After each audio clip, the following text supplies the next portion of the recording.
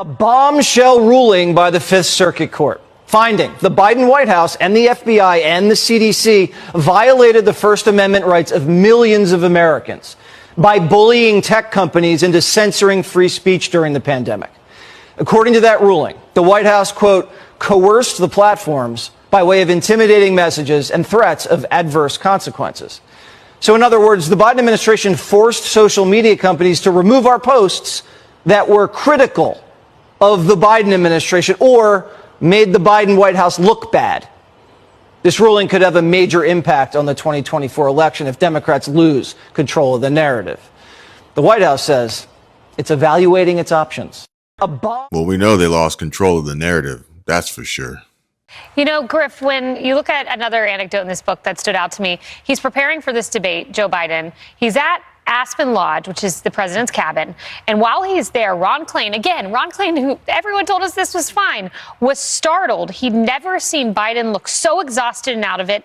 Biden was unaware of what was happening in his own campaign. Halfway through the session, the president excused himself, went off, sat by the pool. That evening, they all sat around the table, and they were struck by how out of touch Biden was with American politics. He was very focused on his interactions with NATO leaders. And listen to this.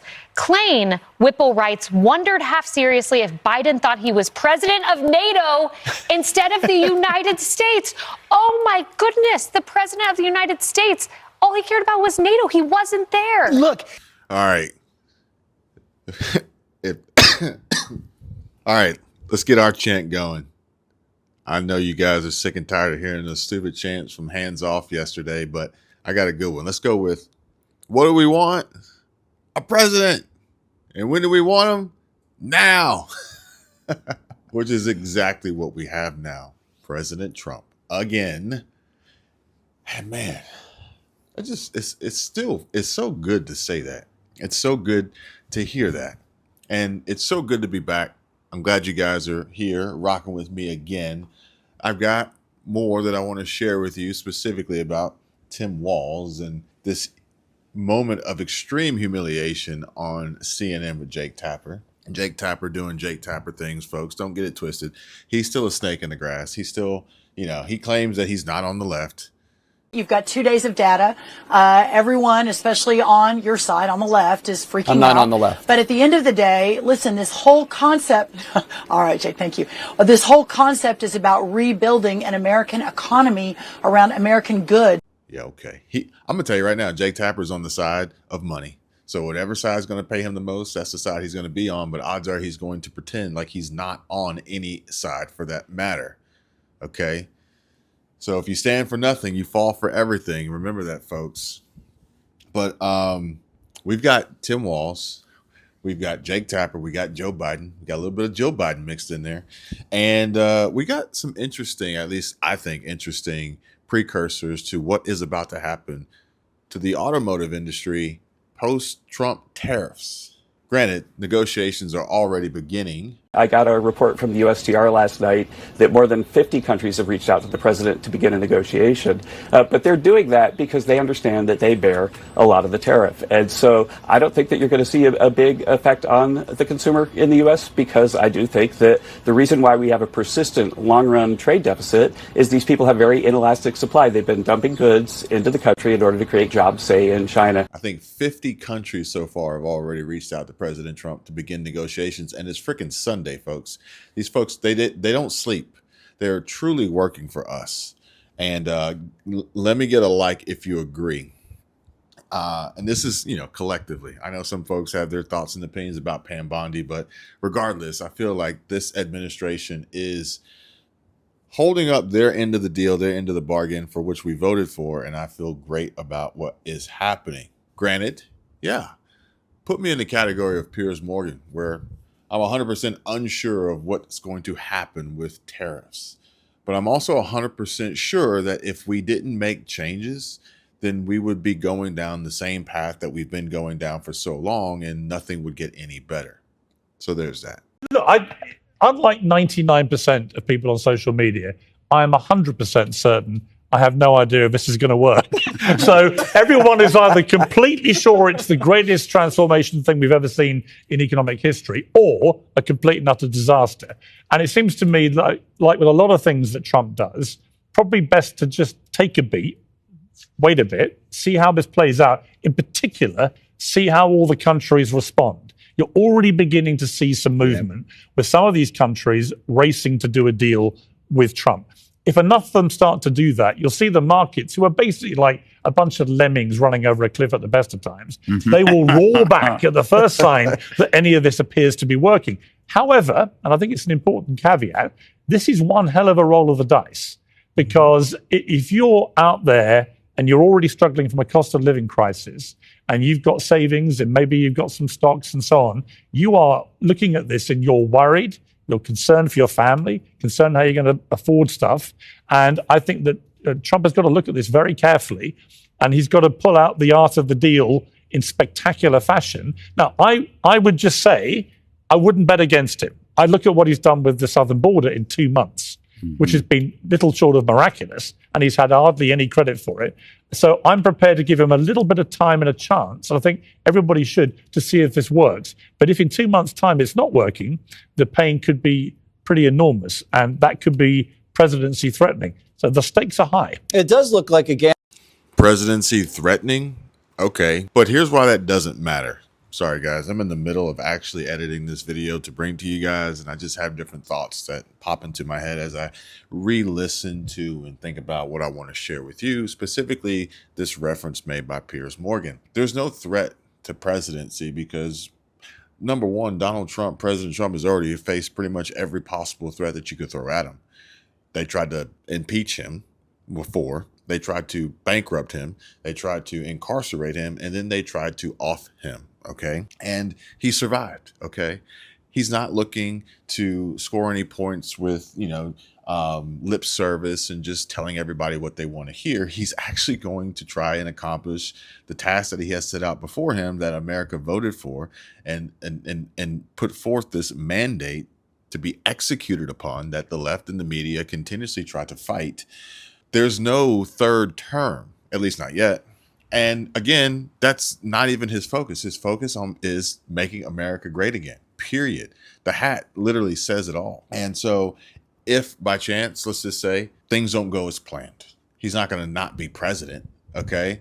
So it's like the objective, the focus here, I think, Piers, you're way off base, okay? Let President Trump do what President Trump is going to do. Let a wealthy billionaire, successful survivor of all challenges that I just presented before you, do what he does best, okay? Because it's obviously working out for him, right?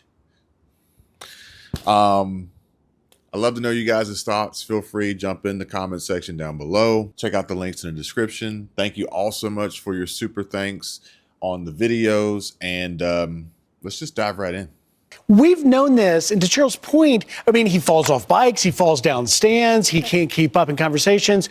There's going to be more books like this. But let me make it a little bit pointed, because in Shermichael's question, who is running the country, we know at least that Jill Biden, Dr. Jill Biden, had the closest access and knew what was going on. And shortly after that debate, you may recall Sally Quinn, the wife of the late Ben Bradley, the executive editor of The Post, who died from dementia. She wrote a deeply personal essay in the Washington Post that was titled "To Jill Biden." And this is the story of my husband who died of dementia. And during what was the, paraphrasing it here, the 40th anniversary of Watergate, for which Ben Bradley became famous, they were doing a bunch of stuff with him, and he had dementia. He joked about it. He knew he had problems. He said, "Honey, I can do it." She finally saw how bad it was, and she shut it down. On his deathbed, he turned to his wife and said, "Thank you for protecting me." And I'm curious to read, at least in the appendix of these books, if there's a section about Jill Biden, to see if we hear what Jill Biden was doing. Because, not to point blame, but if anyone bears some responsibility, and more of these books are coming, it's going to be possibly her, because she was closest to it. I couldn't. You know the old saying, now we're cooking with gas? Yeah. This post here says that it's fascinating to watch Democrats and their media allies gaslight Americans by telling them car prices might go up with tariffs by up to $6,000. During the Biden administration, car prices actually went up by $8,000, 20%. Total silence. Now, I must remind you all, we mustn't forget that under Joe Biden and Democrats like Gavin Newsom and Stacey Abrams, no, we would not be cooking with gas or driving any vehicle that required fuel for that matter. But it looks like the media is running out, or at least the Democrats owned media allies are running out of their fuel. And it's going to be a lot more challenging to gaslight Americans after, or at least for this next go round. I got this text message today came from Hayes Chrysler Dodge Jeep Ram in Gainesville. And I was actually having a conversation with a neighbor the other night, and we were talking about essentially the wealth transfer. Basically, we were really talking about, we just moved in, so we're getting to meet some of the neighbors, and we were talking about some of our previous real estate experiences, purchases, sales, and this, that, and the other, and how in 2019, 2020, 2022 timeframe, we actually got really lucky with timing of selling a home, buying a home, and then selling another home before we moved to Florida. And if you guys want to know that full story, then come over to Patreon and I will share that. Michelle and I will both share that story with you because it's a pretty interesting story of how we probably picked up on, I would say, we probably picked up on about $300,000 in the course of about 3 years.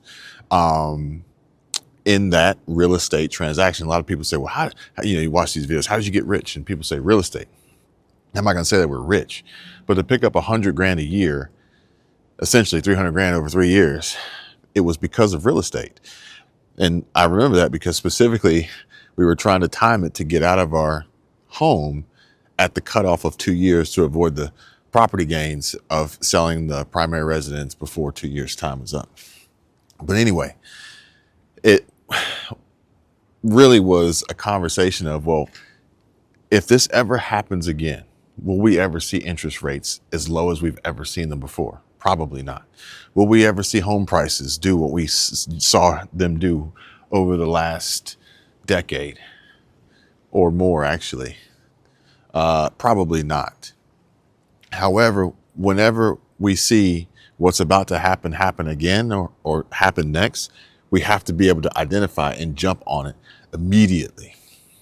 And so otherwise, institutional money is going to come in and buy it all up, and you're not going to have a fucking chance. Like, we're not going to see a 2008 opportunity of buying homes in foreclosure for half price and flipping them and making a killing in real estate. Not going to happen, at least not the same way. Okay.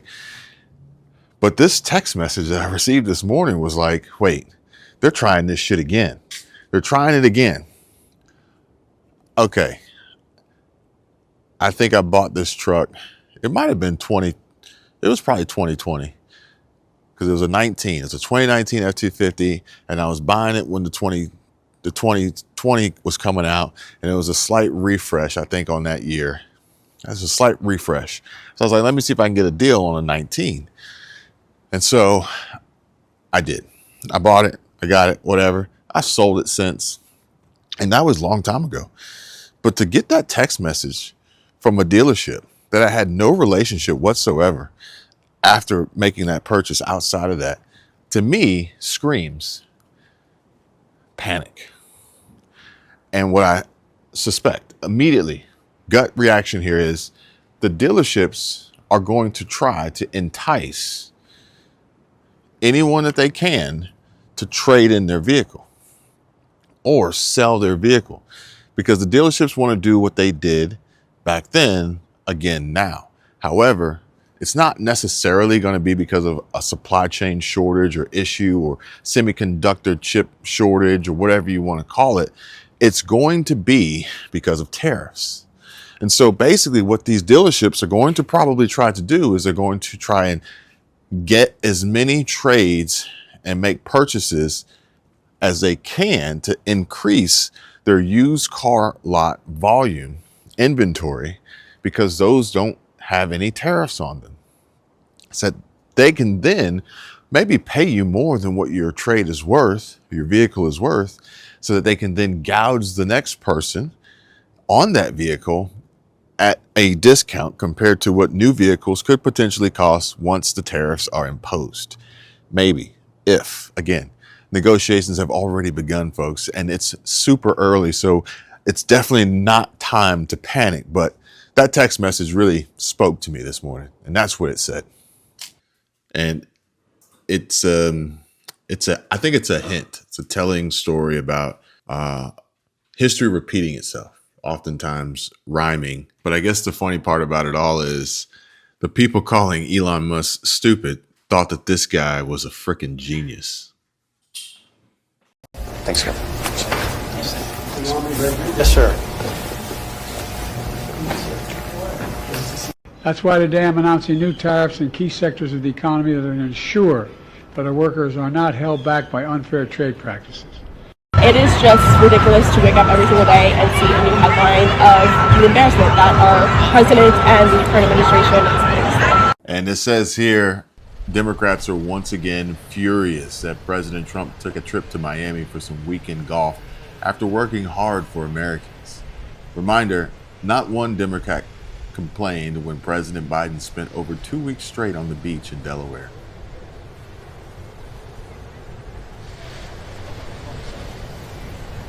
President Trump argues that these tariffs are needed to bring American manufacturing back and to help American workers left behind in places like Minnesota. He has support from the UAW. The UAW called his auto tariffs, quote, a long overdue shift away from a harmful economic framework that has devastated the working class. It signals a return to policies that prioritize the workers who build this country rather than the greed of ruthless corporations, unquote. I've interviewed you more this week than I've interviewed the entire Democratic ticket this year, but that's a separate issue. Okay, but the Democratic ticket has not been the Democratic ticket for very long. Make them all three of them. So make it all three. Governor, we heard your former running mate Kamala Harris say she's not here to say I told you so, although obviously that's what she was saying about all the Trump chaos.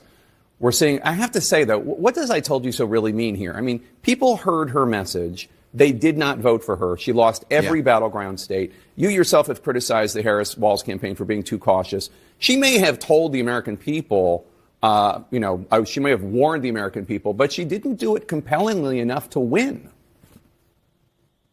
That is the absolute point. And look, when I criticize, I'm criticizing myself. I own this. I'm part of the ticket. And somebody has to come up with a strategy. I think this is exactly right. This is the thing. Look, Democrats, it was a good night in Wisconsin. I was over there. We saw that. All right, you got to watch this. And you have to be quick before Tim Walz shifts the focus away from him, which is his failures. Mainly because he's a coward, okay? And the only thing that he's actually good at is stealing valor. But anyway, Kamala Harris with the I told you so would literally be like her telling spring breakers that they were going to get sunburned while they were hanging out at the beach. And then them being like, well, no shit, Sherlock. But we got this one here that I found. It says, watch Tim Walz squirm when Jake Tapper asks him about Dems taking responsibility for running Biden. And we're not going to stay on the topic of Biden for too long, but this is part of the story and building up this background and reference of the character here. Tim Walz says, things are really bad for Democrats and the media when they start trying to throw one another under the bus.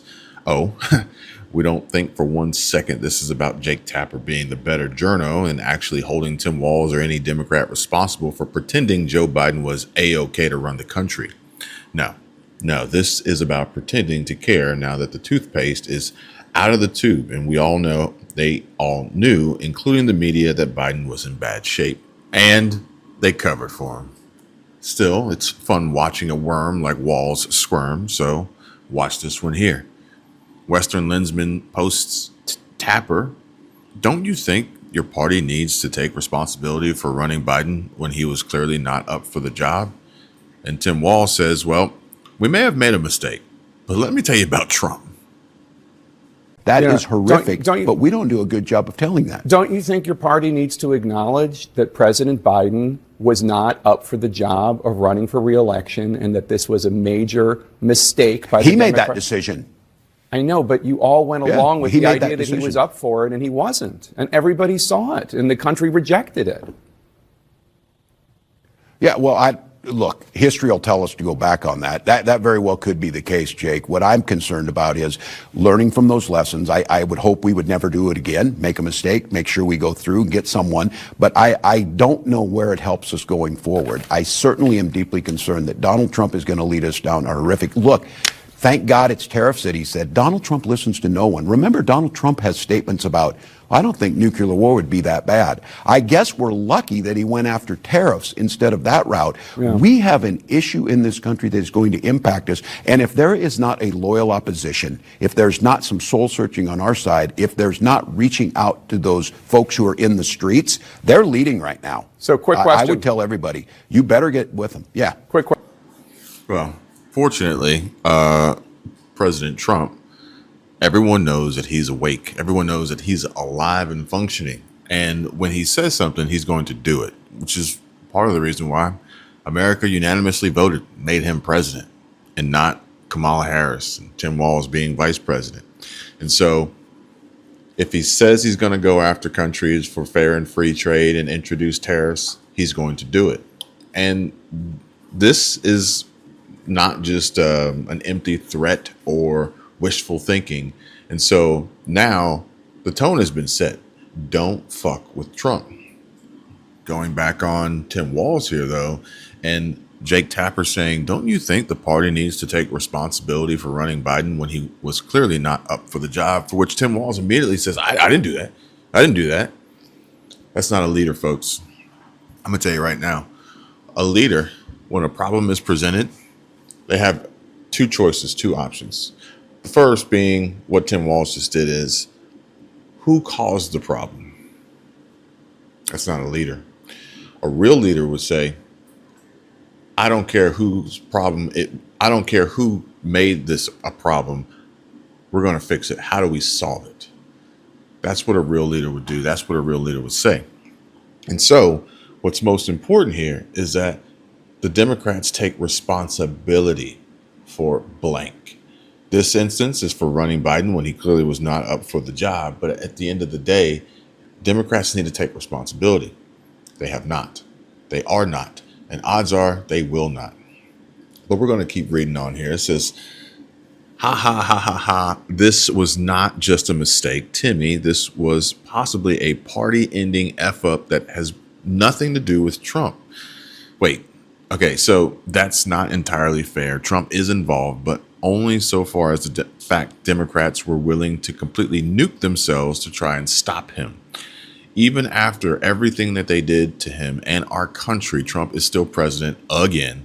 And not even 3 months in yet, Democrats might want to buckle up, including Jake Tapper. And this post here says, why does he get to pretend he didn't cover for Biden? Yeah. See? And then these other posts read, they have nothing to run on but Trump crap. And how can Tapper even show his face and ask questions like this after covering for Biden for years? Well, Tapper's book ain't gonna sell itself, daw.